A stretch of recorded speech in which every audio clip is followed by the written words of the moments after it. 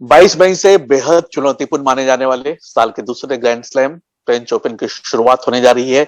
और इस बार एक अच्छी खबर यह है कि इन मैचों का भारत में प्रसारण करने वाली company network Sony Sports network ने हिंदी में भी कमेंट्री का प्रबंध किया है।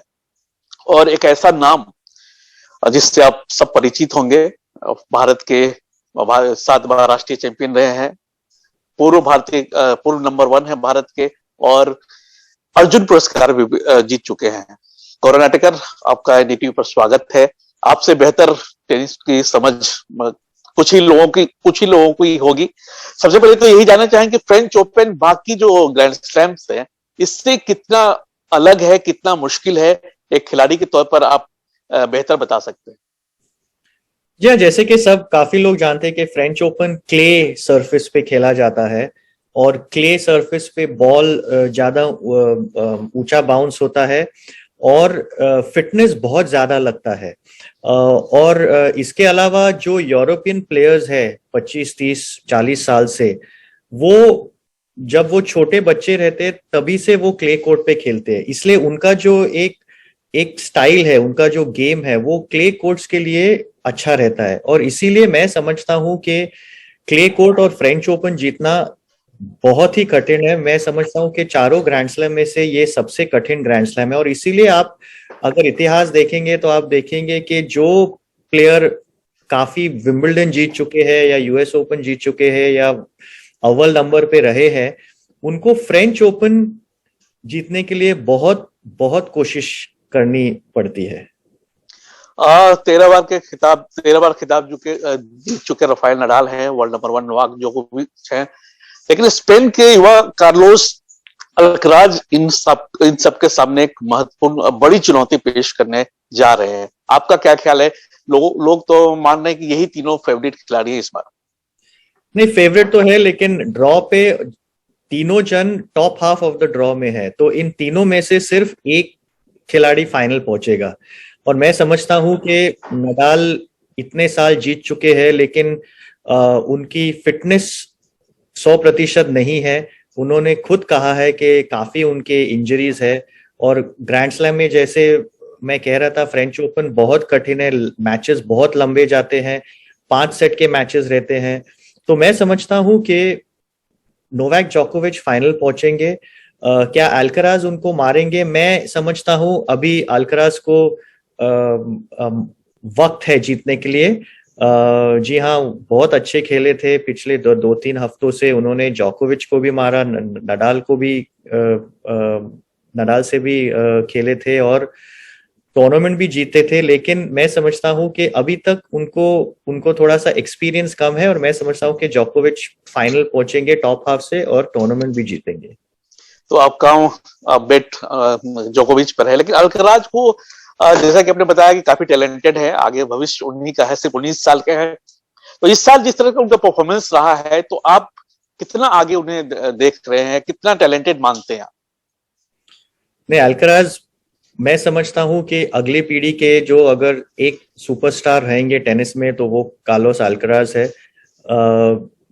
और सबसे खासियत बात उनकी ये है कि इतने कम उम्र में उन्होंने जो एक मैच्योरिटी दिखाई है, जैसे वो खेलते हैं और जो एक मेंटल स्ट्रेंथ उनके पास है।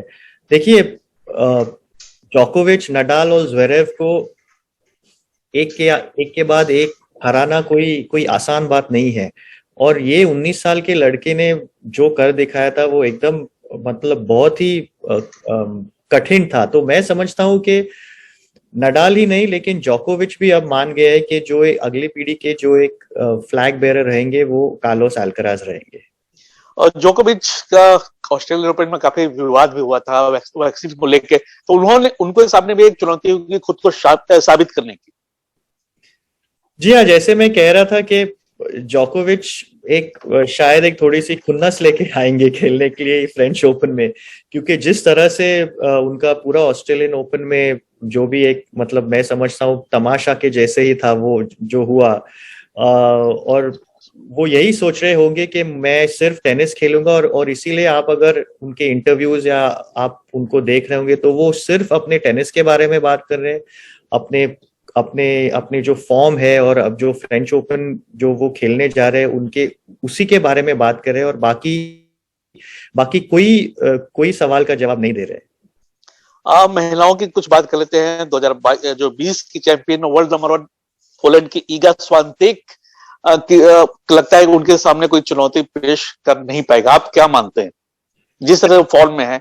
जी हाँ, मैं समझता हूँ कि एक तो ईगा स्वातेक बहुत टैलेंटेड है, वो फ्रेंच ओपन जीत चुकी है, तो वो जानती है कि इस टूर्नामेंट में कैसे खेलना है। उनके पास काफी तजुर्बा भी है और 28 मैच जीत गई हैं वो, और जिस तरह का फॉर्म उन्होंने दिखाया है पिछले 3-4 हफ्तों में, मैं समझता हूँ कि वो फेवरेट रहेगी जीतने के लिए। तो उन्होंने 28 मैच तो जीते ही हैं, 5 खिताब भी जीते हैं, मैं कहीं पढ़ रहा था।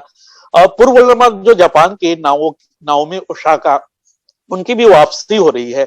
पिछले साल उन्होंने नाम वापस ले लिया था मेंटल हेल्थ के इशू के कारण। तो कितना अब दूसरे खेलों में भी मेंटल हेल्थ की बातें हो रही हैं, तो कितना महत्वपूर्ण मानते हैं कि खिलाड़ी आगे आकर मेंटल हेल्थ की बातें कर रहे हैं, मेंटल इशू को सामने उठा रहे हैं? उन्होंने प्रेस कॉन्फ्रेंस में भी जाने से इनकार कर दिया था पिछले साल।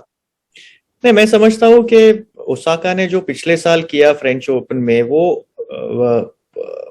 मेंटल हेल्थ के बारे में बात करनी चाहिए, लेकिन मैं समझता हूँ जिस तरह से उन्होंने पूरे सिचुएशन को हैंडल किया, वो मैं समझता हूँ ज्यादा स्मूथ रहना चाहिए था। और मेंटल हेल्थ एक इशू है, ये काफी सालों से है, लेकिन आजकल उसकी सारी बातें हो रही है, ये चर्चा हो रही है, ये भी अच्छा है, क्योंकि जो अगले पीढ़ी के खिलाड़ी हैं उनको भी जानना चाहिए कि जो टीवी पे हम देखते हैं और लोगों को लगता है कि एकदम पैसे बहुत बना रहे और जीत रहे और पूरे विश्व में ट्रैवल कर रहे, वो एक भाग है टेनिस का, लेकिन दूसरा भाग ये है कि मेंटल प्रेशर्स भी काफी रहते हैं आजकल।